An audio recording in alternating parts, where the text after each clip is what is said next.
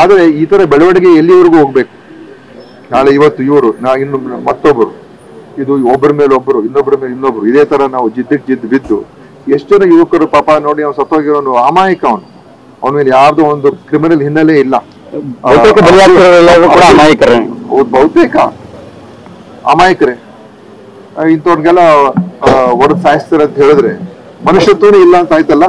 ಮನುಷ್ಯತ್ವನೇ ಇಲ್ಲ ಇವ್ರಿಗೆ. ಯಾವ ಧರ್ಮದ ಆಧಾರದ ಮೇಲೆ ಈ ತರ ಎಲ್ಲ, ಯಾವ ಧರ್ಮ ಹೇಳ್ತದೆ ಈ ತರ ಎಲ್ಲ ಮಾಡಿ ಅಂತ? ಯಾವ ಧರ್ಮ ಹೇಳ್ತದೆ? ಹಿಂದೂ ಧರ್ಮ ಹೇಳ್ತದ? ಭಗವದ್ಗೀತೆ ಹೇಳ್ತದ? ಅಥವಾ ರಾಮಾಯಣದಲ್ಲಿ ಹೇಳ್ತಾರ? ಯಾರೋ ಪಾಪ ಏನು ಗೊತ್ತಿಲ್ದವ್ರನ್ನ ಕರೆದು ನೀವು ನೀವು ಈ ತರ ಹೊಡೆದಾಕಿದ್ರೆ ಏನ್ ಪಾಪ ಅವ್ರ ಕುಟುಂಬಕ್ಕೆ ಏನಾಗ್ಬೇಕು? ಸೊ ಇದನ್ನ ಯಾವ ರೀತಿ ನಿಭಾಯಿಸ್ಬೇಕು ಒಂದು, ಮತ್ತು ಸಮಾಜದಲ್ಲಿ ನಾವು ಹೇಗೆ ಶಾಂತಿಯನ್ನ ಸೃಷ್ಟಿ ಮಾಡೋದಕ್ಕೆ ಹೇಗೆ ಸಾಧ್ಯ, ಮತ್ತು ಈ ವಾತಾವರಣವನ್ನ ಹೋಗ್ಲಾಡಿಸೋದಕ್ಕೆ ಏನ್ ಮಾಡ್ಬೇಕು, ತಪ್ಪು ಮಾಡೋರ ಮೇಲೆ ಶಿಕ್ಷೆ ಆಗ್ಬೇಕು, ಅವ್ರನ್ನ ಹಿಡಿದಾಕ್ಬೇಕು, ಮುಂದೆ ಇದು ಆಗದೆ ಇರೋ ನೋಡ್ಕೋಬೇಕು. ದೊಡ್ಡ ಸವಾಲು ಕೂಡ ಇದೆ. ಅದಕ್ಕೆ ಅನೇಕ ಕ್ರಮಗಳು ಕೂಡ ತಗೊಳ್ಬೇಕಾಗ್ತದೆ, ಕಟ್ಟುನಿಟ್ಟಿನ ಕ್ರಮಗಳು ತಗೊಳ್ಬೇಕಾಗ್ತದೆ. ಇದನ್ನ ನಿಯಂತ್ರಣ ತರ್ತಕ್ಕಂಥದ್ದು.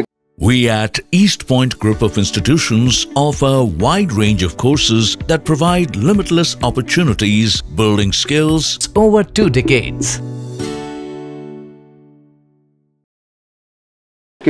ಇವತ್ತು ವಿಶೇಷವಾದಂತ ಕ್ರಮ ನಮ್ಮ ಪೊಲೀಸ್ ಇಲಾಖೆ ಕೂಡ ಮಾಡಬೇಕಾಗ್ತದೆ. ಅದನ್ನ ಯಾವ ತರ ಮಾಡಬೇಕು ಅಂತ ಕೂಡ ಎಲ್ಲ ನಾವು ಡಿಸ್ಕಷನ್ ಇದ್ದೀವಿ ಮತ್ತು ಇದನ್ನ ಬಹಳ ಗಂಭೀರವಾಗಿ ಪರಿಗಣಿಸಿದ್ದೇವೆ. ಇದು ಒಂದು ರೀತಿ ನಮಗೆ ಸರ್ಕಾರ ಕೂಡ ಸವಾಲು, ಮತ್ತು ಇಂಥ ಶಕ್ತಿಗಳ ವಿರುದ್ಧ ಇವ್ರನ್ನ ಮಟ್ಟ ಹಾಕ್ಬೇಕು, ಕಾನೂನಾತ್ಮಕವಾಗಿ ಮಟ್ಟ ಹಾಕ್ಬೇಕು. ಇದನ್ನ ನಿಯಂತ್ರಣ ಮಾಡ್ತಕ್ಕಂಥದ್ದನ್ನ ಮಾಡ್ಬೇಕು. ಅದ್ರ ಜೊತೆಯಲ್ಲಿ ಸಮಾಜಗಳಲ್ಲಿ ವಾತ್ಸಲ್ಯ ಪ್ರೀತಿ ಬೆಳೆಸುವುದು ಕೂಡ ಅದನ್ನು ಪ್ರಯತ್ನ ಮಾಡಬೇಕು. ಆಂಟಿ ಕಮ್ಯುನಲ್ ವಿಂಗ್ ಅನ್ನ ಮಾಡ್ತೀವಿ ಅಂತ ಹೇಳಿ ಕಳೆದ 2 ವರ್ಷದಿಂದ ಸರ್ಕಾರ ಬಂದಾಲಿಂದ ಹೇಳಿಲ್ಲ.